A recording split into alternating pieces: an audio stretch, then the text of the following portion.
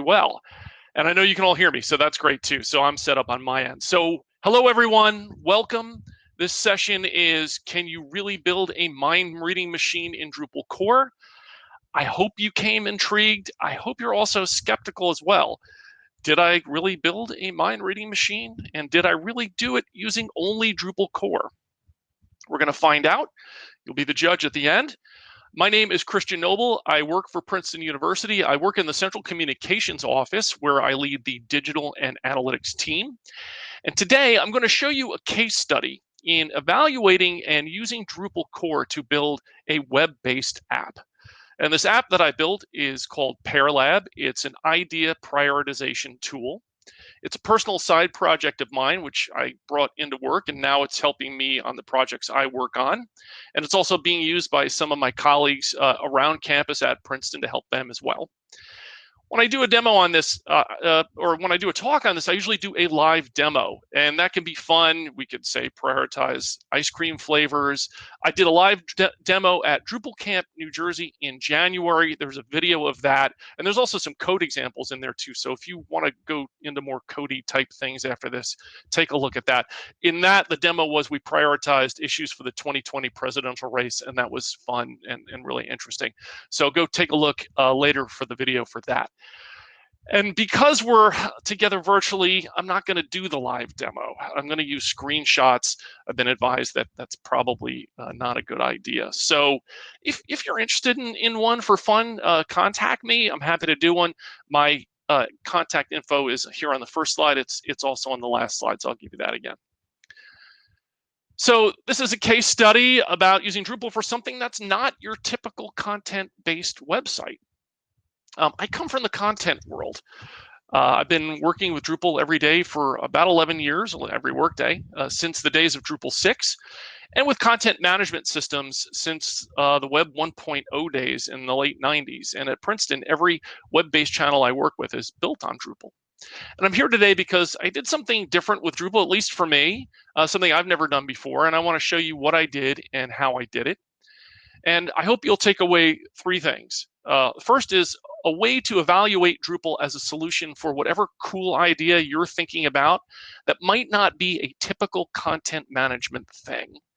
The second is that Core API is a powerful tool that even people with little coding experience, and here's the spoiler, I'm that guy, you can consider this as a tool for doing your amazing thing. And third, that because Core API is so good, there's a module for that, which is our go-to here at Drupal in the Drupal world.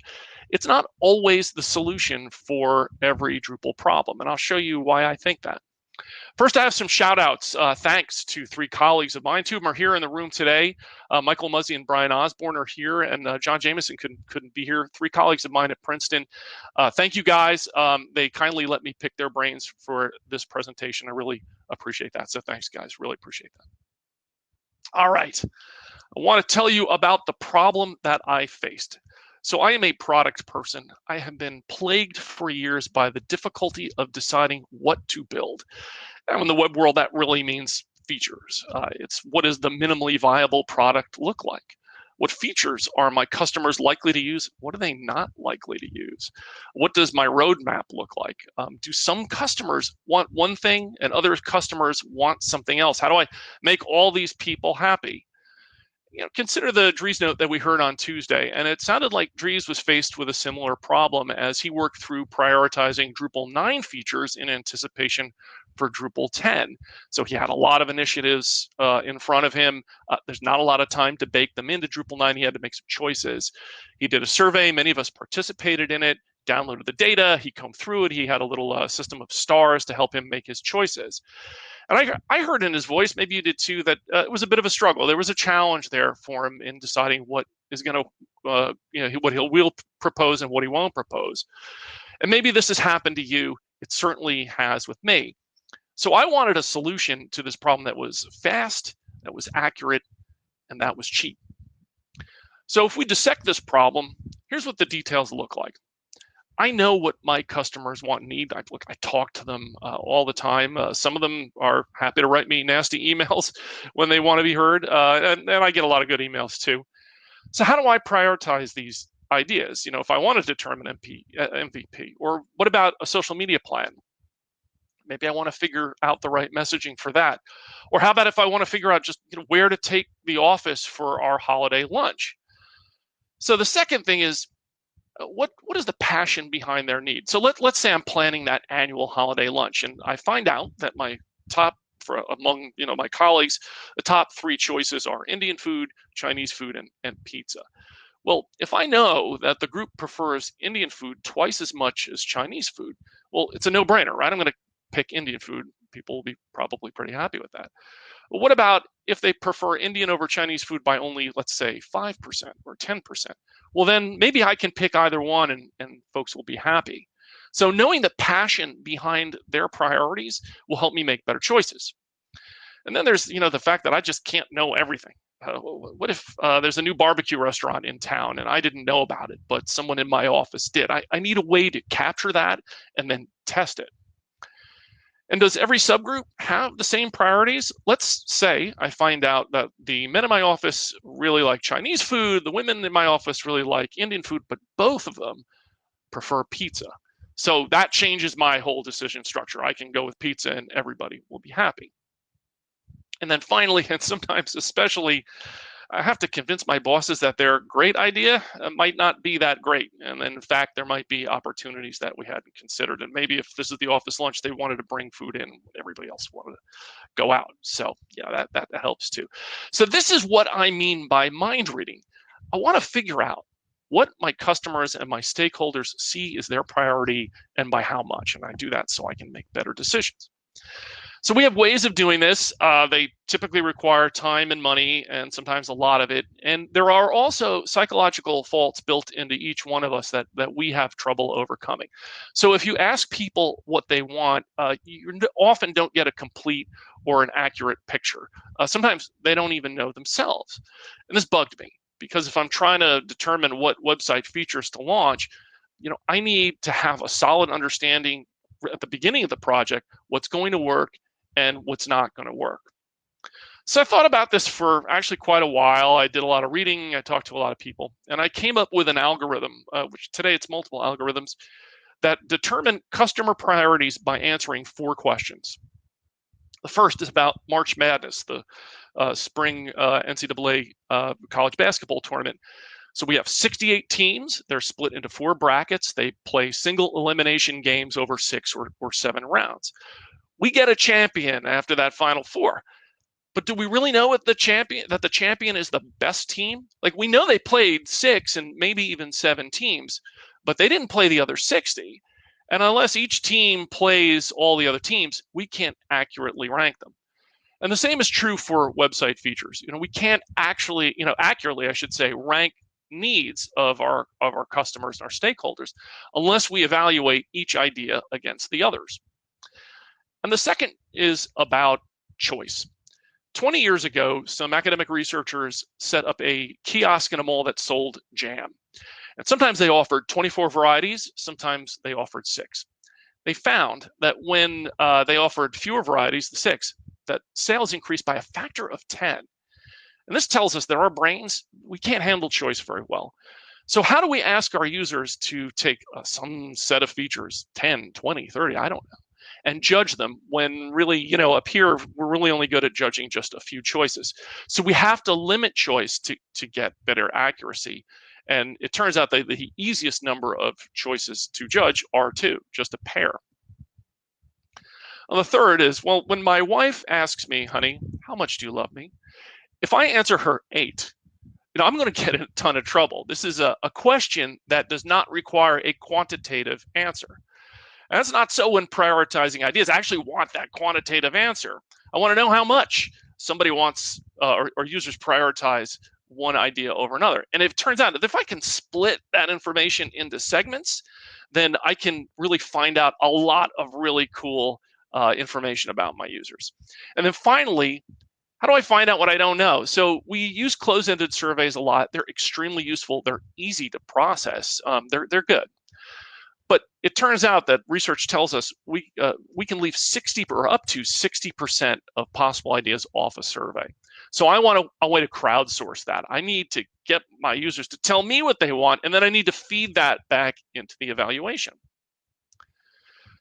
So I took all those ideas and I wrote an algorithm and I built it into Paralab using Drupal. What I needed to do was build an application that would do the following. And to be clear, you could do this on paper. And I did do it on paper and with simple web tools, but I got to tell you, it is an absolute bear. So I needed a process to do this for me. So it had to allow survey participants to judge pairs of ideas. It had to let them suggest ideas that I could then survey other people with. It had to let me scrub the data for bad entries, because it turns out that in this process, you can vote inconsistently or with randomness, and that's not good for results. And then I needed to show those results on the fly, and then on the fly be able to segment them so that I could compare them. So I will show you Paralab in a few moments. I have screenshots, but first I want to tell you why I picked Drupal, and what I hope is that the criteria that I used will help you evaluate Drupal for whatever cool thing that you have cooking. So the first is, when all you have is a hammer, Drupal looks like a nail. And this is not an uncommon strategy in software development, and it's criticized really for good reasons. You can definitely Google that and see why. But I felt that I had no choice. I had nothing else available to me. I am not a developer. I can code a little. I was familiar with Drupal 7's hook system, but really on my best days, I am a hack. But still, I've been working with Drupal for more than a decade, and I had faith in Drupal. I thought, this is a possible route for me. So once I set my mind to it, I had to ask Drupal and I had to ask myself some critical questions. And the first is my data content? I'm building a survey tool that asks a question, it presents ideas for evaluation, it receives votes, lots and lots of votes, and then it spits out results. Drupal is a content management system. So if Paralab isn't fundamentally managing data in a way that's amenable to Drupal, it looks like content, then I probably have no business using Drupal for this project. So the data in a Paralab survey isn't typical CMS data like I might have on Princeton.edu. So go to Princeton.edu. What do you see if you pull up a news story? You see what you would expect to see: a title, there's a body, there's a big, giant, beautiful image there. That might be a video. Within the body, we have embedded content, embedded media. Behind all this is some metadata. There's some workflow data. I'm connecting to some external data sources as well. A very typical content management implementation. In the case of Paralab, I didn't have that. So I had nearly all metadata, and I needed that metadata needed to be ripped apart sometimes, combined with other information, repurposed, sometimes displayed, often not. So, as I looked at this, I was very, very critical. What is my answer? The answer is yes. I may be heavily reliant on metadata, but it's still content. So we're good there. Yay for Drupal. The second question is my data structured? Drupal is really good at handling structured data. The entity system is awesome. It sees data as an abstract. It models it very, very well. It does magic with relationships, and it has a good UI for input.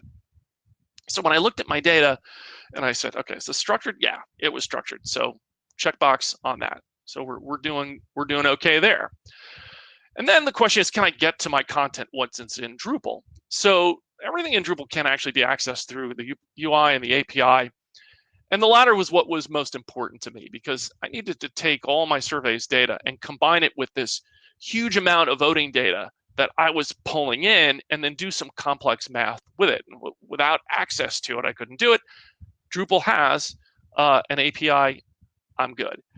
And then finally, I needed to show the results, and Drupal comes ready to do that too. It has a rendering engine out of the box. We have a template, templates with Twig. I didn't have to use them. We've been hearing all week about headless Drupal. That's an option. That wasn't right for me. So I can present that data. So on the content question, this is a good start. All right. So I want to show you a little bit of that, show you what a node looks like for me.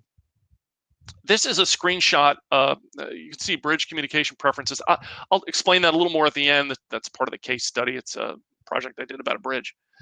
And I have two content types in Paralab: survey and idea. This is what a survey node looks like. It's shown only to the survey owner. And you can see from this that I've got lots of structured data here. So I've got a title, I've got a question, indicator, whether it's open or closed, that's a choice within the node. It's got links to the survey, messaging that's used in the survey. We'll see a screenshot of that in a sec. So if I were to scroll down on this node, I'd see the segment questions and answers. You can see I have 3 of them there. We'll see those in more detail in a bit. And then finally, the idea nodes that are associated with the survey, including at the very bottom, suggestions that participants made that I can then feed back into the survey itself for other participants. So the takeaway on this is that, well, my data is not typical CMS data. It's data, and it's structured. And then I had to ask after that, once I got the data question settled, how far can I bend Drupal? So I think the first part of that is, can I make Drupal do Drupal-y things? I needed to create dynamic pages. I needed forms to collect data. I needed to validate that data, save it to the database. I needed to pass values to Twig for processing.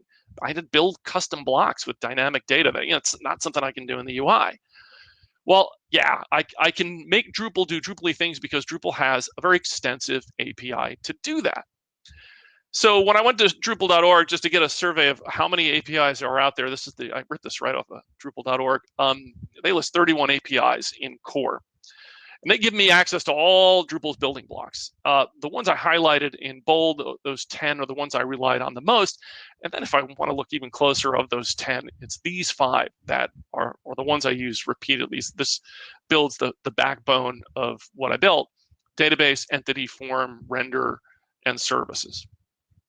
I want to show you where I use these the most. So I have some screenshots now of what a PearLab survey looks like. The first page is an introduction.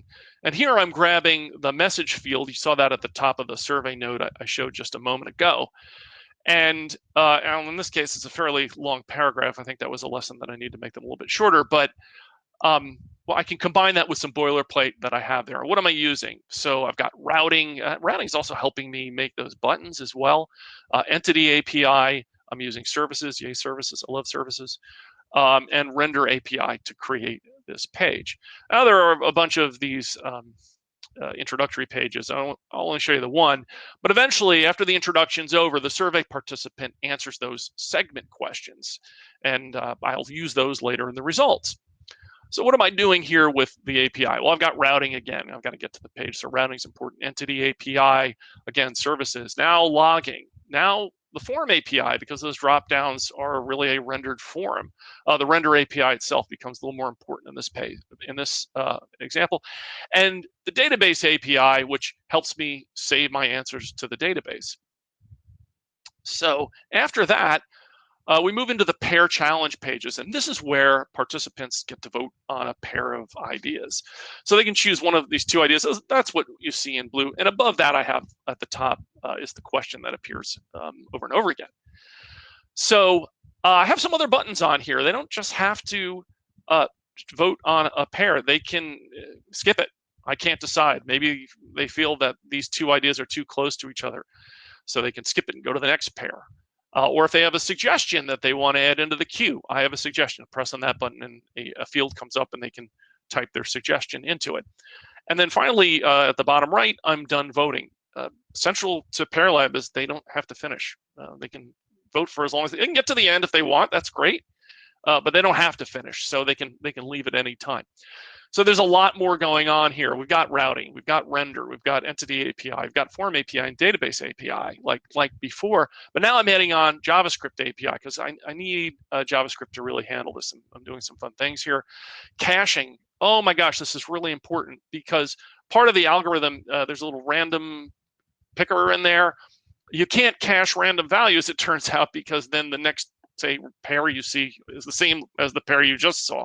So I have to nuke cache on a very specific basis for that. So caching API, really, really helpful. And logging API, I need to tell dblog certain things on occasion. So I'm just stacking them here as I go through the process. It was a great learning experience. If they vote on the pair, they're then asked to assign a value to it, same APIs as the last page. And then they get another pair to vote on. And we do this over and over and over again. You can see that I have a progress bar that's above the pair below the title. That's JavaScript API working with Bootstrap, using Bootstrap as the base theme. And I put some other gamification features in there. All those APIs are helping me do that. I've got a modal going, and it's just some cool stuff. So it's really helpful. Yes, I can. It ends up that I can do Drupal-y things using Drupal's API. That leads me to the next question. What about non-Drupal things? So, for example, I had to modify the HTTP request a couple of times. That's not Drupal. That's serving a web page. Could I do that? Well, it turns out yes, I can, because Drupal is built on Symfony, and I get access to those Symfony components. And then, what about my stuff? So I wrote these algorithms. I got to code them.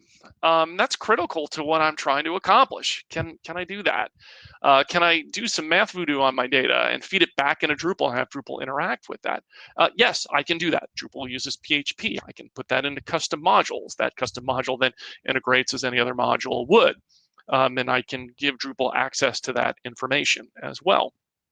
And then finally, can I extend Drupal? Well, who has not said this quote, right? We've all said this quote. Anyone who's worked in Drupal, even for a short time, knows that there is a module for that. And that is an amazing thing, because Drupal extensibility is modular. It's central to its usefulness. We all participate in this wonderful open source community. It has, and it continues to just generate one fantastic idea after another. So there's a module for that as our go-to solution for a reason. In fact, if I use Princeton.edu as an example, we use 78 custom and Contrib modules to run that site. And that doesn't include the sub-modules in many of those Contrib modules. We just could not run the site without them. They're integral. But it comes at a cost. We have patching, we have support, dependencies.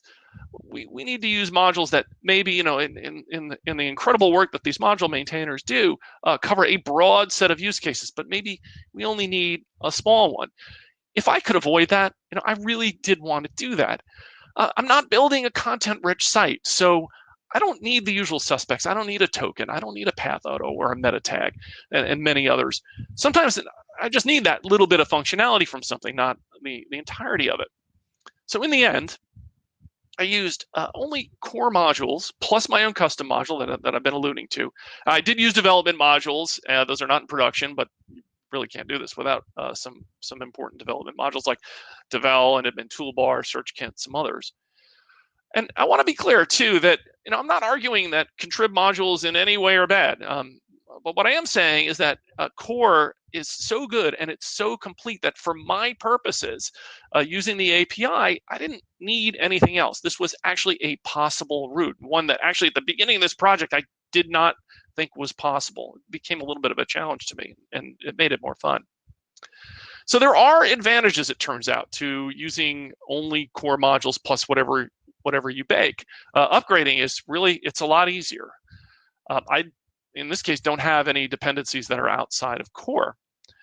Security patching is core. That's all I do. And I'm the developers in the room maybe want to comment this on the chat.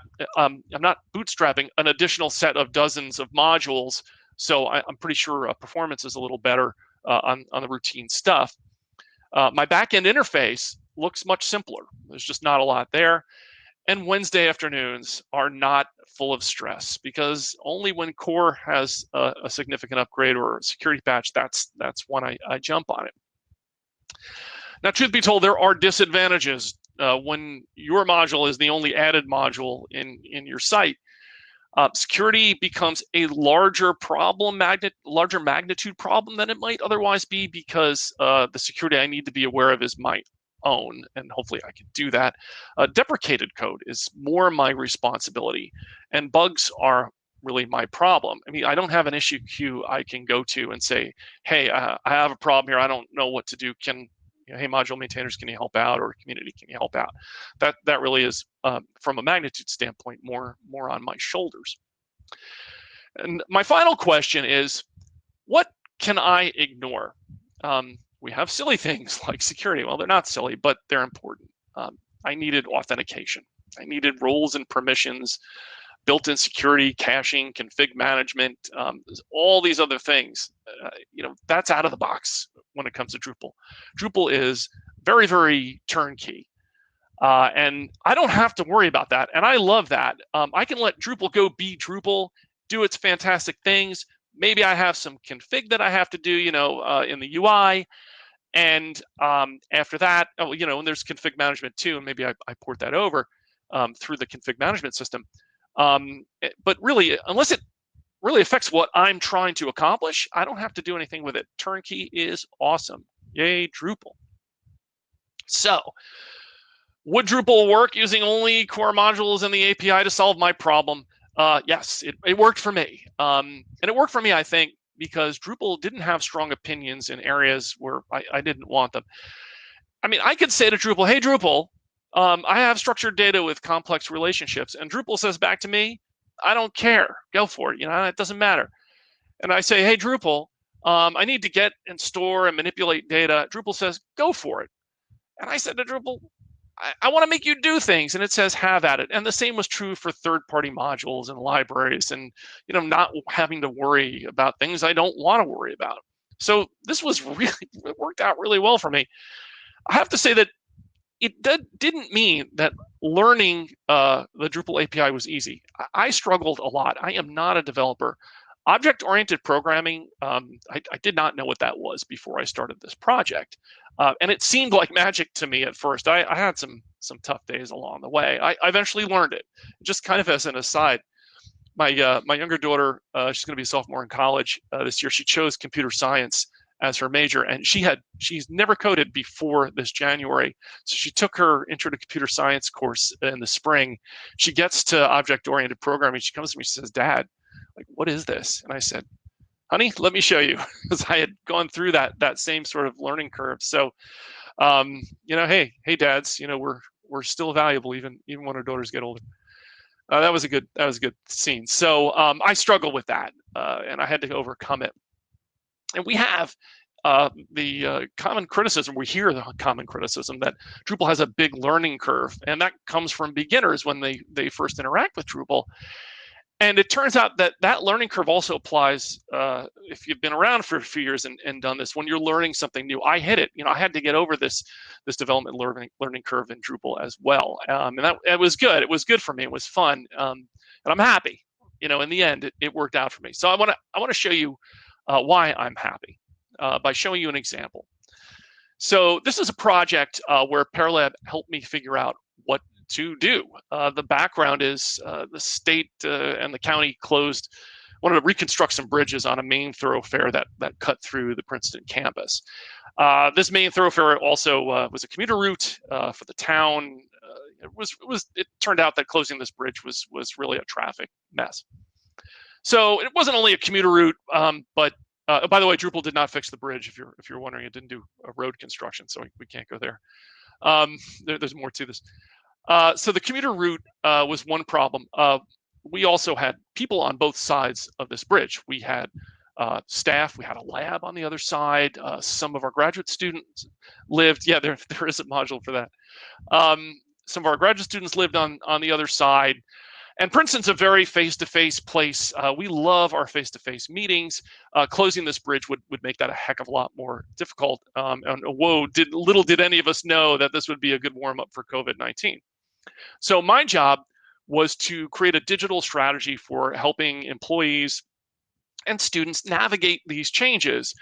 And that's where I used Paralab. So I did my usual data collection thing. I talked to users, I talked to stakeholders, I grabbed all that information. I then took all that info that I learned and I came up with a set of ideas around the question, which way would you prefer to get updates about the Alexander Street Bridge construction? That's when I put that into Paralab and I tested it. I tested it among the people who were most likely to be affected by the problem. It spit out a bunch of results, and then I created a communications plan around their priorities. So I want to show you the results. I have some screenshots of what Paralab puts out after a survey is completed. So these first screenshots are from the Paralab summary results page. And by the way, I'm using Drupal to call Google Charts, and this is painting all this on the fly. I feed the data into Twig, and there's some JavaScript in there, and then Google does its magic in a Twig template. So here we have segment data that gives us a sense of who participated in the survey. This is part of like a kind of a health check for the survey. There's actually some other stats that go along with it to know, if things working out, they're not working out. And you can see in the top one, I hope you can see it clearly, that top donut is the question is who IMA, who are you, faculty versus staff. This, if I had looked a little closer when I was doing it, I should have realized that I oversampled a little bit for staff. There were 80% to 20% staff to faculty. We actually have 85% of our employees are staff. So I probably should have used this as an indicator that I should get more staff to survey. But when it came to age and when it came to whether they use the bridge or not, it looks like I felt really comfortable with that data. I thought I covered all the bases. Okay, in this next screenshot, we see ranking idea, and this is for all segments. And I can show just one segment. There's a drop down you can see above the bars, and that lists all the segments. And then when I do that, the bars recalculate, and I can see the results for that particular segment. This is showing us a few things. So it's showing us the ranking of the studied ideas. Those are the labels on the left, and they're in order of priority. And then on the right, we see the score for each one of these. The green bars are above the mean pair score, and the gray bars are below the mean pair score, and that vertical or red line, that is the mean score. So what did this tell me when I saw it? Well, right out of the gate, it just busted a myth for me. So in communications, our playbook is usually do a homepage story for the main EDU site, and then follow that up with a ton of social media. And that really does work for us in many, many cases. But this survey told me something different. It told me that social media was never going to solve this problem. And you can see in the bottom bars, the ones that are below average, and those bars are really small compared to the top prioritized ideas. Those are social media. I'll read them if you can't see them from bottom to top. Slack channel, I guess that's not really social, but that wasn't going to work. Facebook page, GroupMe, app group, Twitter. That just was not going to work in this case. So had I not done the survey, we would have done the playbook, and we probably would have, in some cases, some way, failed to reach our audience. We can go deeper with this. And in this screenshot, what I'm showing is each idea relative to each other. So actually, I'll go back for a sec. You can see that those bars are representative of pair scores. Each one is assigned a number, and then of course the bar is representative of that number. So what is a pair score? It's a unitless score that shows the relative importance of the idea when you compare it to those other ideas. Now, in the previous slide, I could have done some math. Here I'm just doing the math. I'm letting Drupal do the math for me.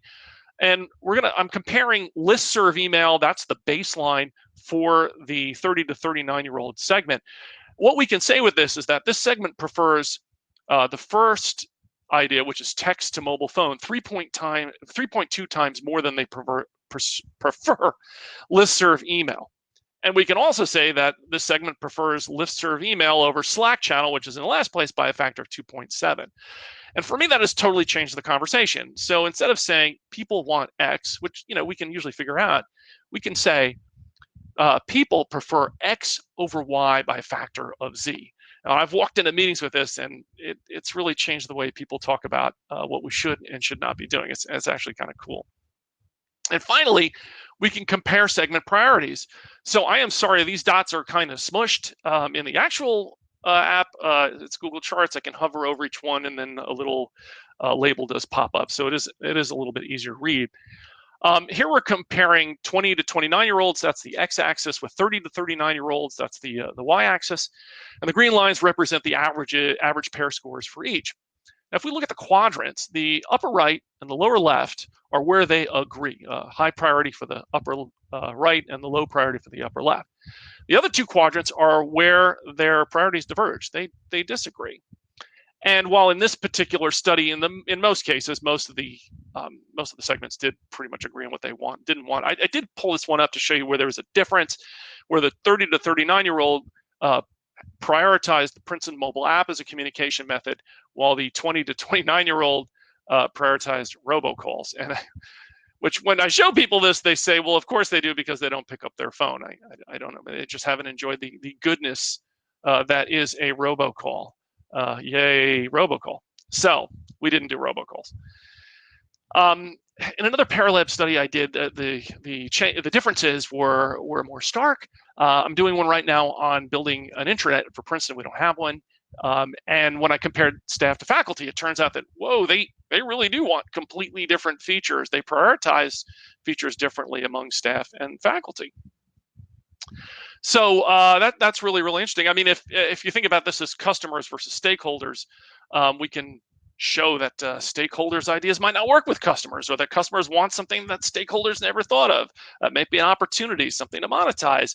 If we're looking at studying social media messaging, and it ends up that the segment of men are interested in a different messaging than women, and we're doing targeted social media messaging, this gives us an indication not to mix up those messages. So can be really useful, and I'm finding it good. So here's what we did in the end with the bridge closure digital strategy, the digital communication strategy, and it turned out to be a success. And by the way, we found out it was a success. Yeah, we talked to people, but we got a couple of emails. This was really interesting. This never happened to me before. A couple of weeks after we launched all our initiatives, we got emails from people who are not part of Princeton, who were kind of outside, maybe in and around the town. I forgot exactly where, sending us our assets. So people had not stolen, they had borrowed, let's say. They had borrowed some of the things we put out, and they liked them so much. I guess they used them in their media, and then people thought they were a good idea and said, hey, why don't you use this? These are really good things. And hey, we had written them. So that was pretty cool. So we knew we did the right thing there. We also had analytics to back it up as well. It turns out that we did not do text messages to mobile phone, because after some reflection, we thought that texting and driving is probably a bad idea. And that if someone is about to go into a traffic jam, texting them that they're about to do that while they're driving was not something we should probably do. So we turned that into a live traffic dashboard. I'll show you a quick screenshot in a sec. I see that the time is coming to a close, and I do want to take some questions. So we did these listserv email, turned out to be great, and homepage story, we did do that. That is part of our playbook. And we did this Project Impact website. You can still see this today if you're interested. I have to take it down soon. The bridge is fixed, not that anyone's doing a lot of driving over it, but if you want to go see bridgeclosure.princeton.edu, it's still live. And you can see there on the left, that is our traffic, live traffic dashboard. In that case, we're pinging Bing. We're sending it giving it a couple of waypoints, and it's telling us how much the congestion is and the time between the two. And we're putting that up graphically. And that people give us some really good feedback on that. That was cool. So today, Paralab is part of my product development workflow. It's also used by some of my colleagues on the Princeton campus. We're all prioritizing ideas with it. This is thanks in large part to Drupal. Thank you, Drupal. Thank you, Drupal community, because Drupal gave me the means to take my idea and make it a reality. So that's the case study. Let me just throw out this request. I'm looking for help. I want to make this thing better. So I'd like more people using it. How about you? Maybe somebody you know is looking to prioritize ideas. Shoot me a note. There is my my contact information. I'm pretty easy to find. Google my name. I usually come up. And I'm happy to make it available, no cost or anything like that. So reach out to me. That'd be great. Thanks for hanging out. Thanks for listening to me go on for now 40 minutes about this. It's just been a fun project for me, and I love talking about it and so forth. So you want to, yeah, thank you, Jessica. Great. Anybody want to ask a question? I would love to answer some questions if you have some. If not, that's cool. We can end a couple of minutes early. Just throw some questions in the queue, and I will answer them.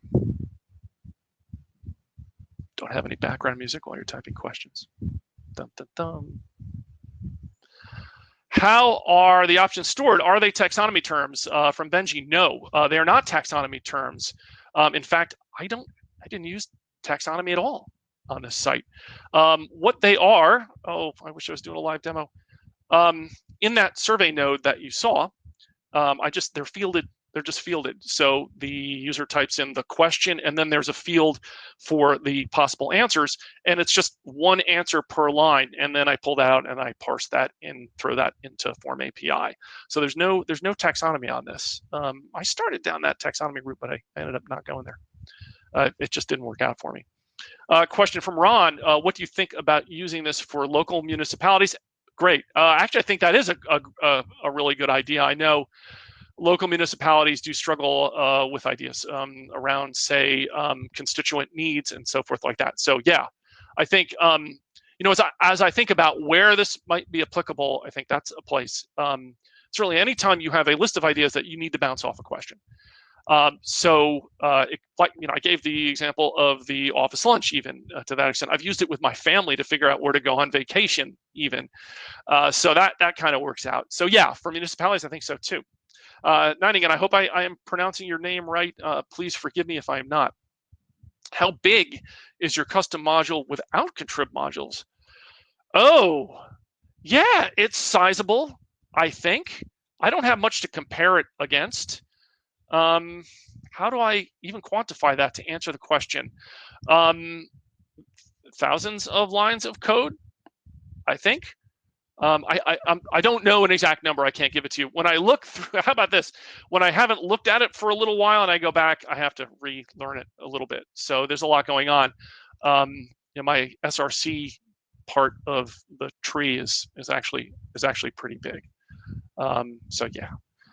So the next question from and then you have a second one. How do you separate multiple custom modules? I'll get to the other question too. Custom modules based on functionalities. Yeah, I didn't do that, and I thought about that too. I'm starting to get to the point where I'm thinking this actually is a little too large, and I need to break these up.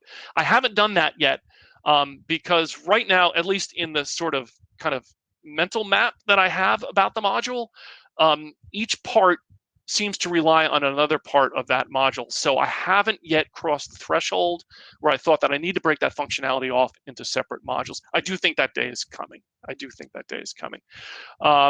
Andre asks, how long did it take to implement this project? Oh, that's a good question, because I am very aware of the amount of time.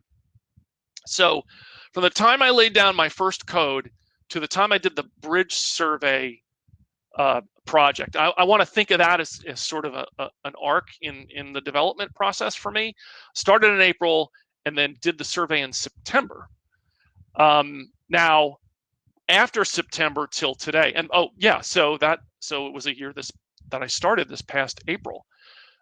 From that September, now here we are in July. I've gone through so many iterations. I've had a lot of folks who've used it, have given me a ton of really good feedback, and every time I go in and I make more changes. So that initial push, April to September, and it was good enough at that point to be able to get it out in front of people. Next question, Justin asks, did your custom code expandable, did I custom code the expandable fields? Oh, I think you mean in the survey node. Yay, Bootstrap. No, Bootstrap did that for me. Oh, let me tell you a little bit about that. And I've got 1 minute, although I think we can go over if there are additional questions. So Bootstrap gives you a component for like that accordion thing. What that thing is, that little box, that block, that is an entity query that I used that I put into that I pipe into the twig template for. I customized a twig template for the survey node, and then that's just a bunch of classes that Bootstrap tells me I need in order to make that thing expand. And actually, you saw maybe if you recall the little circle with the number of ideas that are in the box is kind of an indicator. Hey, yeah, you have something in here. You want to take a look at it. That also, that I'm just doing a little count of my data in Drupal, and I'm pumping that into that twig template, and then there's another Bootstrap class to make that a nice little button. You're using Bootstrap theme for the node form. Yeah, I'm using Bootstrap top to bottom here.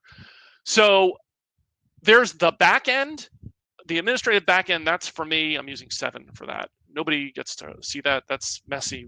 Nobody needs to know how you make the sausage, right? For the, let's say, client user, I guess I've never even thought of that. Bootstrap is showing that's a node, right? That's a published node. It's got permissions just for that person.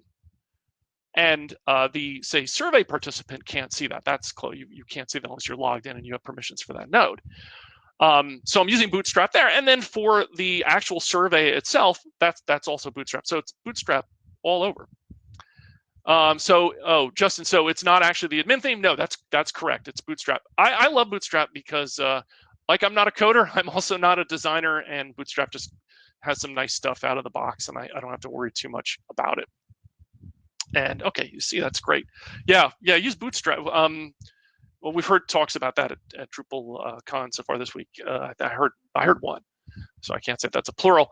Bootstrap really just saves my bacon because I don't design. I'm not a designer at all, and less is more for me.